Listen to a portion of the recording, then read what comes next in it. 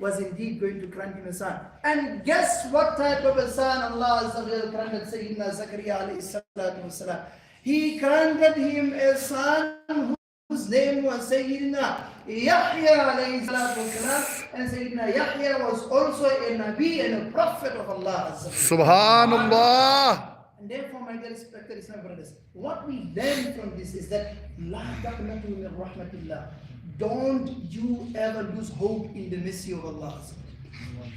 Even though you may regard yourself worthless, not worthy of anything, but for the fact that you have Allah in your life, for the fact that Allah Azza wa Jal is there as your Rabb, who does not require anything. If He wants to give you anything, then my dear respected Islamic brothers, be very, very patient and don't stop making du'as in the court of Allah Azza wa Jal, because when the time is right for you, Allah Azza wa Jal will answer those du'as. Inshallah. And the same thing applies to Sayyidina Ibrahim alayhi salatu wasalam. Remember when the angels were on the way to Sayyidina Lut alayhi salatu wasalam to destroy the people of Gomorrah. They went past by Sayyidina Ibrahim alayhi salatu wasalam, and they were going to Sodom and Gomorrah. They went past by Sayyidina Ibrahim alayhi salatu wasalam. And Sayyidina Ibrahim alayhi salatu wasalam, by the way, he made a dua. He made a dua in the court of Allah. And what was the dua? He says, Rabbi habli min as-salihin. Long time ago he made this dua in the court of Allah. That, Ya Allah Azza wa Jal, grant me a son.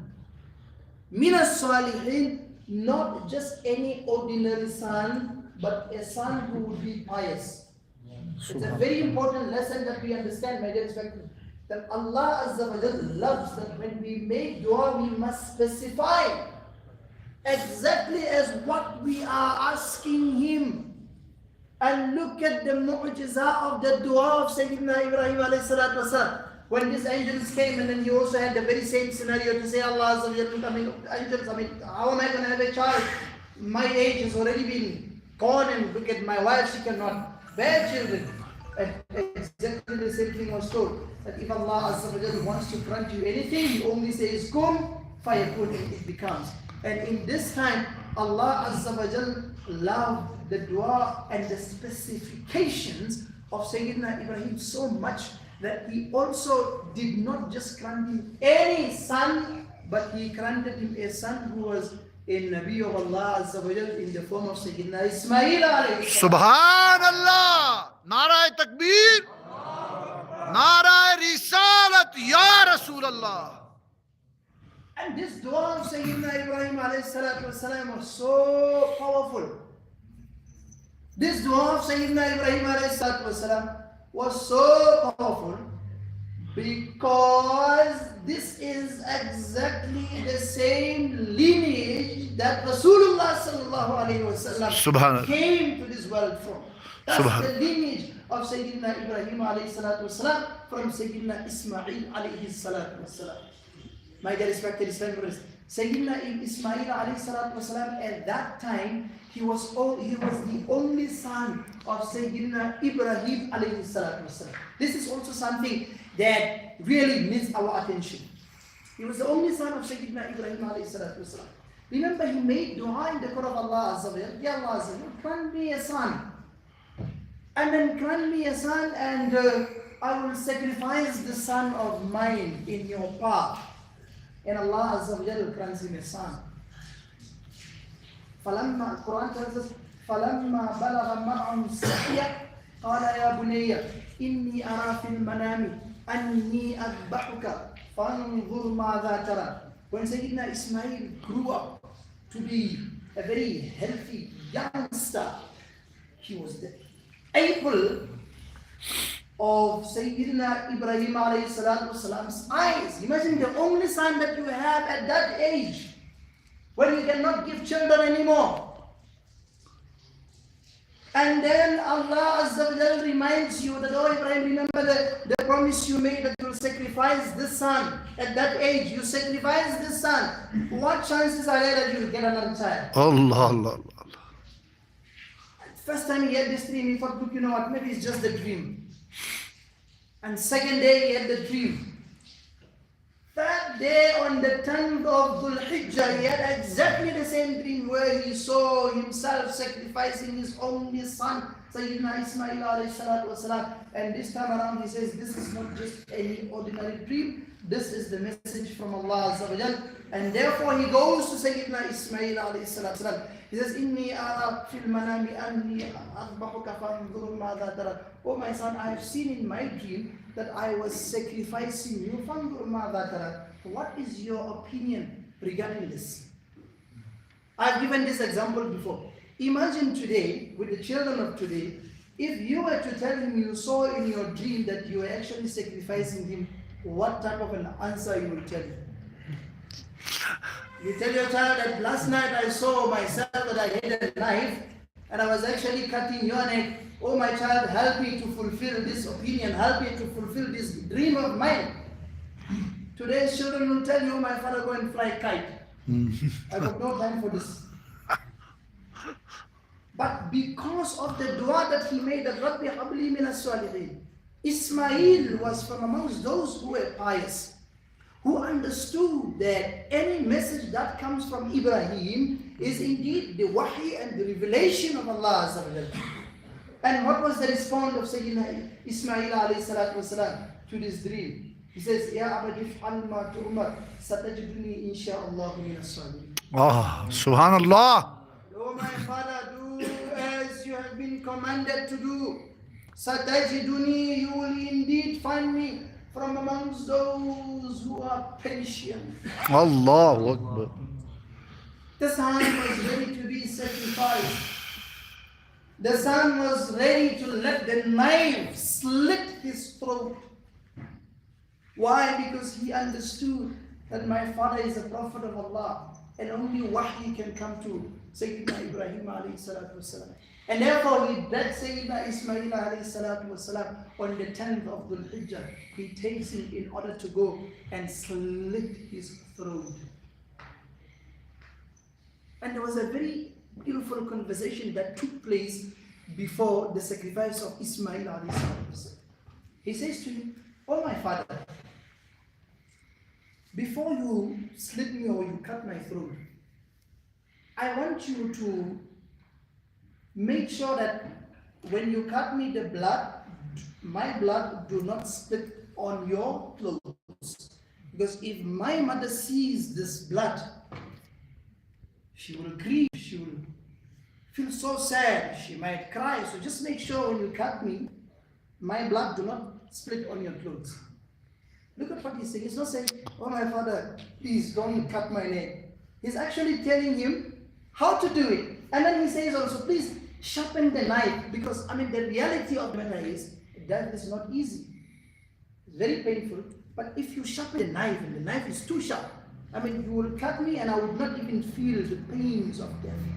And thirdly, oh my father, when you sacrifice me, put me upside down. Let my face down, let my head face down. Because it might happen because you are my father. But when you are slaughtering me and you're looking at my face, that innocent face might say to you, oh Ibrahim, why are you sacrificing your only son? So rather, if I am facing downwards, you would not be able to see my face, and therefore it will become easy for you to sacrifice me. Subhanallah. Ibrahim alayhi salatu wasalam, alhamdulillah, he agreed with this with Sayyidina Ismail alayhi salatu wasalam. According to narrations, Sayyidina Ibrahim alayhi salatu wasalam passed the knife on the neck of Sayyidina Ismail alayhi salatu wasalam. That very same sharp knife could not cut the neck of Sayyidina Ismail alayhi salatu wasalam. Subhanallah. Immediately. I'll tell you something nice. Sayyidina Jibreel alayhi salatu wasalam was once asked, oh Ibrahim, is there a time in your life by which you came to the earth, in a speed that you have never come to before? And Sayyidina Jibreel alayhi salatu wasalam says, yes, on few occasions. And from amongst those occasions was when Ibrahim alayhi salatu wasalam was about to slaughter his son Ismail alayhi salatu wasalam. I quickly went to Jannah and selected a ram and then brought that ram before Ibrahim could cut his son's throat, and I brought it in front of Ibrahim alayhi salatu. Allah. Imagine such speak, my dear respected Islamic brothers. So this ram was presented in front of Sayyidina Ibrahim alayhi salatu wasalam, and the angel of Allah Azza wa Jal started saying, Allahu Akbar, Allahu Akbar. And when Ibrahim alayhi salatu wasalam had this, he says, La ilaha illallah. Allahu Akbar. And when Sayyidina Ismail alayhi salatu wasalam had this, had them saying this, he says, Allahu Akbar. Walillahi alhamd. Subhanallah. And this has been the takbir of Dhul Hijjah by Sayyidina Ismail alayhi salatu wasalam, so loved by Allah that it will remain alive until the day of Qiyamah. Hi. It will remain alive until the day of Qiyamah. And alhamdulillah, we are in this blessed month of Dhul Hijjah, my dear respected Islamic brothers. Those that are, have the nisab of zakat, it becomes wajib for them to do the qurbani or to do their sacrifices on the day of Eid, which will be this coming Monday. And ulama ikram have stated that sometimes you become maliki nisab, but at that point in time you are not in possession of money. The ulama ikram have said that if you get into that condition, you must even go and borrow money in order for you to do this sacrifice of an animal. You might be asking, why is the sacrificing of animals so important? It comes in the narration that this animals that you sacrifice, the ram, the sheep, the goat, whichever animal you sacrifice, for each and every hair found on that animal, you will get the ajr and the reward. Subhanallah. For every hair on that animal. And you count and see how much of hair is on the ram.